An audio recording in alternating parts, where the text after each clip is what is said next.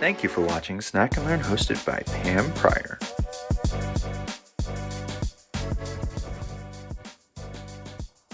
And here we are. It's another Snack and Learn, brand new week. It's Tuesday, and I'm so excited to have somebody from the West Coast here with me on the East Coast. We have Brandi Sheffield. I want to tell you a little bit about Brandi before I drill here with a bunch of questions and tell you why I wish I knew her, oh, 5, 10, 15 years ago. So Brandi's led teams of 100 plus people, and she uses and teaches executive presence to help influence and impact people in organizations. So, as a senior executive director, she's built a legacy of leaders by coaching her colleagues and lower management, actually, to transform their leadership. She's the CEO of Learning Associates and the designer and founder of the Career Acceleration Incubator program, the Outlier leader.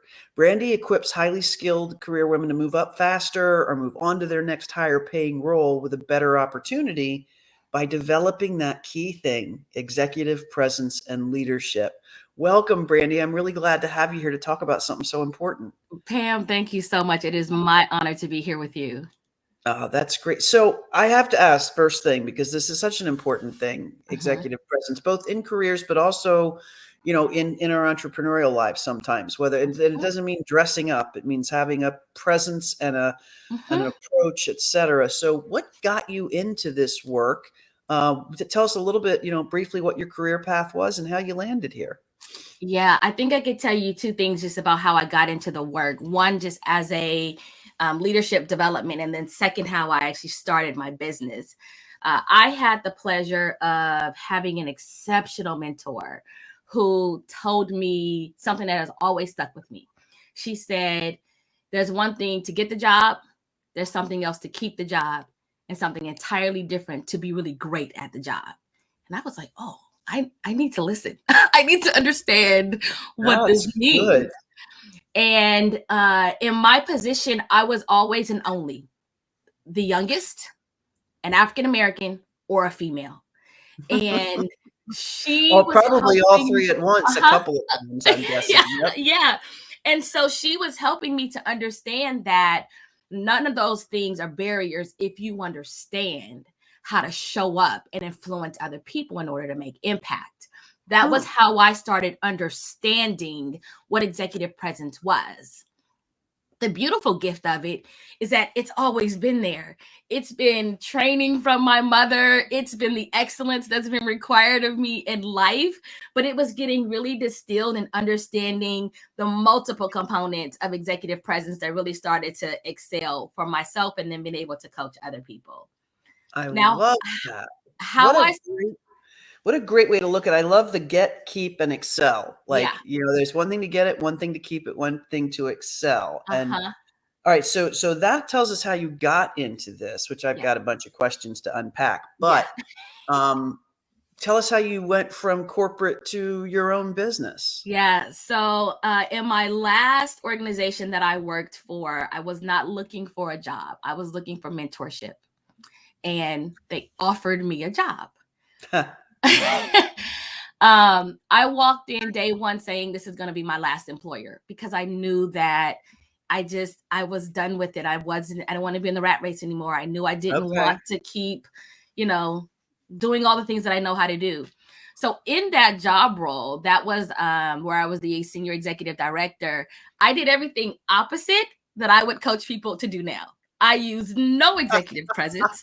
I used none of the skills because I didn't care. I wasn't trying to go anywhere further. I didn't know what was next. I just knew I was done after that organization.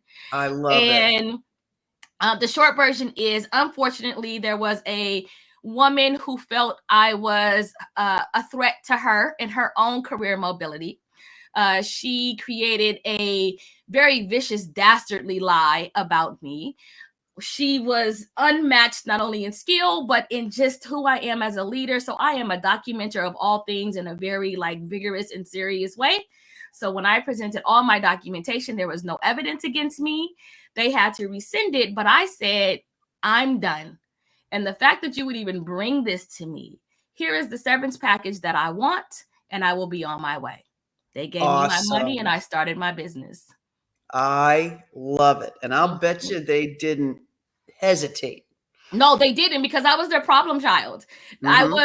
I was number one in my region and number two in our organization nationwide. So there was nothing against me. I was their top producer, but I was their problem child because I didn't take their crap. I would tell them You every didn't play the time, game. yeah, what was wrong? I wasn't playing the game. So they Mhm. wanted me out for sure. I said, great, me too. Give me my What money. a great way to actually look at that from the other side. I really Mhm. like that. So, I was in corporate for 30 years, and for the first 10, I had no clue what executive president was. I just got lucky and worked for some amazing leaders and mentors. But then it became kind of clear, that your presence does matter and how you approach it. And the way that I think about it, I mean, executive presence to me almost felt like pretense. But then Mhm. I realized it's really not. It's Mm. just stepping into who you are and owning it. And So owning it at such a way that it creates a fear of influence around you. mhm, So when you have the type of executive presence that really transforms within your organization, you influence your peers, your subordinates, your support staff, and now you have a way of being able to operate in political savvy, in your credibility, in your competence, in your command. All those things pull together because of your ability to use informal or formal authority very effectively. mhm. And Mhm. that's actually interesting. So as you worked in corporate, you weren't just working on your own executive presence. You were working on your peers, your team members, really everybody to help lift the whole boat up. And you have to, because if leadership is about a title on the resume, you don't belong there. Leadership has to be about building the capacity of others. So Yep. I also don't believe in being stagnant and staying in a place because, people say, oh, you should stay or things are going to change. No, you should be building the capacity of others for someone to step into your space to do better, Mhm. equally, if not better, than who you are. Yeah, I love that's one of the things I always told my team was you should always be grooming your successor. Yeah. And some of them got it completely. They just totally got it because they saw me doing the same thing. And others you could tell were petrified by that instruction. Mhm. As if I groom my successor, there are only so many positions upwards. It doesn't have anything to do with that. It just all happens the way it should if Right. you're matching up opportunity and effort all at Yep. the same time. So Yep. I do want to unpack some of what you started with. So Sure. like a lot of firsts, right? The youngest, the blackest, Hmm. the newest. Hmm. What was the other one you said? Young, black, Young African American or and a female. woman, and a Yes. woman, right? Uh-huh. So, given those, and given that I'm sure you have some clients and you've had some people that you were coaching, is it very different coaching for people in those different situations? Because there are whether you take like you did, you said, "Hey, nothing can stop me," but there are barriers for Absolutely. young people, for old people, certainly for African Americans and African American women. Mhm. Like, how do you make it unique enough to help the individual? So I only work individually and I only take a set amount of clients at a time because I believe in the one-to-one boutique style. I don't believe in the group kind of one size fits all because it doesn't. Got it. Context and organizational culture matter tremendously. So the individual part is always about how that person identifies their challenge. So if I have a young African American woman and she doesn't see age as her issue, then we don't focus on age because I'm not Because going to it's not create, stopping her right? It's anyway. not stopping her, right? We focus on what they identify as their barrier because that's how they're showing up. That's what their Ah, language is going to project. That is how they're going to show up in a space, whatever it is. got it. So it really is the same for all of us. It's just a different thing that I'm gonna have Mm-hmm. an image of, like, as a woman in the trucking industry, for Yes. example. I'm the Yep. only female. Now, if I show up that way, Mm-hmm. everybody's gonna see that. If I just show Exactly. up as Yep. me, nobody's gonna I see exactly what you're saying. So for somebody, it might be that they're African American. For somebody, it might be they're old. For somebody, it Mm-hmm. might be a disability or, Mm-hmm. et cetera. So there's Mm-hmm. all sorts of I love that. Mm-hmm. Now, you work specifically with women in corporate. Do you also work with entrepreneurs? Because this sounds actually really important for entrepreneurs as well. Listen, it's important for everyone, but it's really Yeah. hard to convince entrepreneurs that they need this skill. They Huh. they hear it as the common pitch you hear around get your messaging right and understand your avatar and all that stuff. And that is not what I'm pitching. Like when you show up, whether you're doing a live session, you're doing a TED talk, you're talking to whatever, you have to have some discrete skills in order to hear what the other person is saying to you, to know how to respond back to them. And there is a training in how you think that allows you to speak and act in a manner that influences a majority of people. So I have a hard time. I don't work with entrepreneurs. If someone ever wanted to, I would, but I don't actively seek out You don't entrepreneurs. market to them, basically. Right, exactly. Yeah. And I specifically focus on women because we often come with more of the barriers mentally that we need to work through. Yep. I love that. That's a great point. And it's interesting I got pretty lucky in corporate as a woman because I came right behind the women. I started in the late 70s, early 80s. And the women, there were not a lot of women in executive roles, but as I was, look at that, my dog's nose right in the picture. Gorgeous. You need executive presence, buddy. But as I was moving up the ladder, the level above me had just fought the fight. Yes. So I got this really lucky ride in corporate where I kind of slid in on the draft of these amazing, amazing women who'd been through it. So I got pretty lucky. Now, I don't think that now at the executive level, it's as easy for women because it's kind of like, if you look at the numbers now, it is crazy on boards, for example. Yes. How many women, how many African Americans, how many anything of color, forget just African American, anything of color is on board of directors and in executive suites.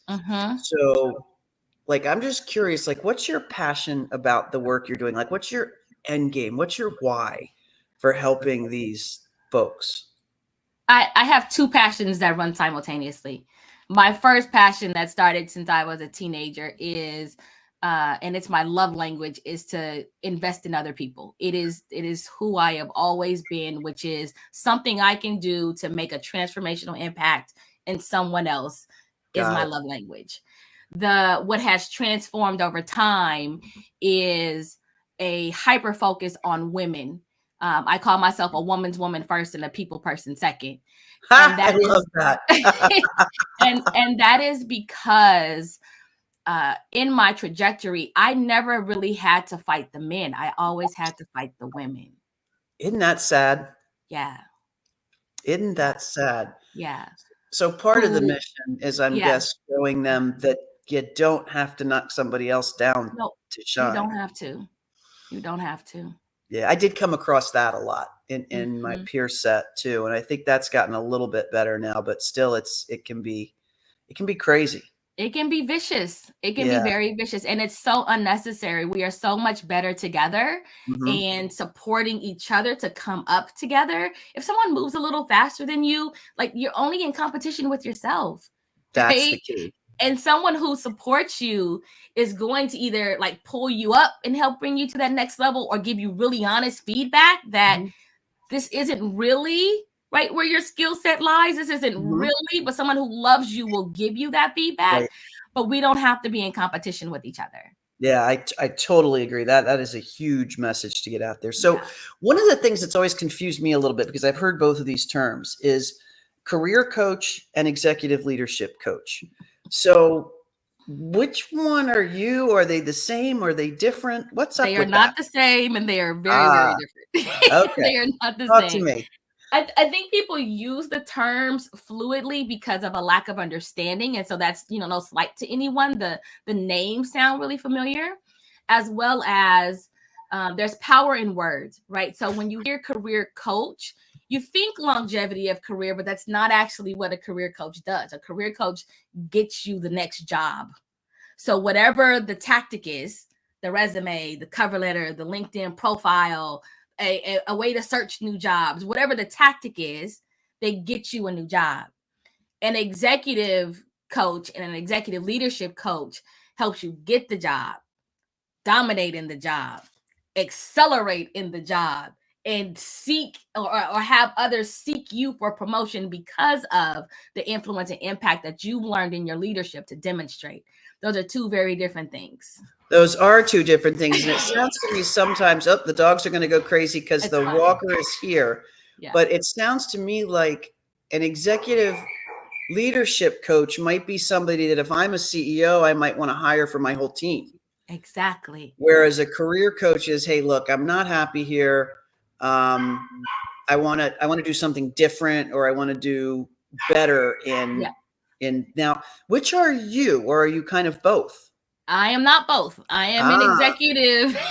I'm an executive leadership coach. And so all of the work that I do with my clients absolutely helps them get the next job, right? Absolutely helps them make a career pivot or change to a new industry. But it doesn't stop there. It builds your leadership scope and your executive presence so that once you have the job, you have skills that carry through. They don't just dump you into a job and then say good luck. Bye-bye. Right. Good bye-bye. In addition to, I think another thing I would love to dispel is the title executive in the job role. It is about a disposition, not a title. So you could be the secretary wanting to promote to chief of staff or executive assistant. That same coaching is for you because it's about how you show up as a leader. You could be the janitor who now wants to be the manager of director services. Exactly. It is about a disposition and a presence of leadership at any level of your job role in order to excel in your career.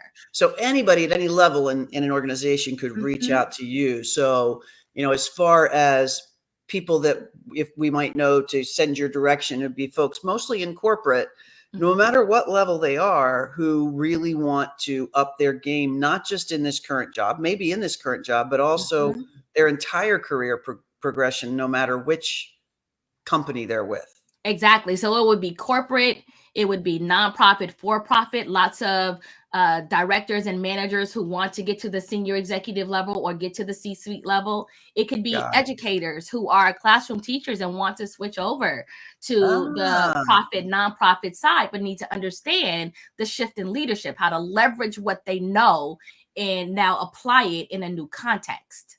I love that. And this is all based, your methods are all based on your own experience and having led teams of up to 100 people with the process that you use. As well as having coached about 26 people through the process. Oh, perfect. Okay, great. Yep. So if people want to connect with you, I see that upcoming, and I think the date is March 29th. Yes. You're having a live event about career acceleration. Now, how can people find out about that? So on LinkedIn, all of my current posts and bio send you directly to the link to register. Awesome. And so you just click there, register, simple registration for the live event, 90 minutes. And we walk away with clarity on what's holding you back from your career acceleration, identifying the right lever to pull in order to start moving your career, and concrete action steps to take right after the webinar in order to get started. Perfect. And can they find you in LinkedIn under Brandi P. Sheffield? Absolutely. All right, because that's what I'm sharing right now in the comments. Beautiful. So that's in there, folks. All you have to do is go to LinkedIn, look up Brandi, and you'll see her there for a March 29th live event. Live on Zoom or live in person? It's going to be live in LinkedIn and live on YouTube. Once you register, you get both links and you choose whichever one you want. Awesome. I'm going to have to keep an eye out for that and share it with some folks I know who are still in corporate and would love to know that they're not constrained by their situation and their circumstances. And I think that's what that's probably the biggest thing I see in having had this conversation with you is that when I say I wish I'd met you 10 years ago, when I was every career goes through its stucks and unstucks, but to, kind of just have another perspective, know there's somebody out there who can help with this kind of thing, would have been amazing. So I really, really, really appreciate it. Now, really quickly before we go, if there's something somebody could do tomorrow to help themselves in a career with their executive presence, with their leadership, what's one thing they could do to take a first step? Well, executive presence is about how other people see you, not how you see yourself. So the first thing you could do, if you haven't, is ask other people for feedback. What are you doing well? what do they see that you're maybe not doing so well, and help brainstorm some recommendations for closing the gap. I love that. That is brilliant. I've dropped that in the comments as well. And that's one of those things I learned over time.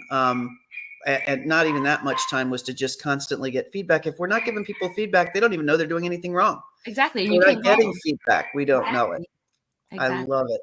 Yeah. Well, thank you so much, Brandi, for sharing part of your day with us today. I'm really glad. I know this has been a huge help. Forgive the dogs in the background here. Everybody listening knows who that is. That's the newest one with the little yip. You guys have a great rest of your Tuesday. And Brandi, thanks so much. Thank you, Pam. Take care. Bye-bye.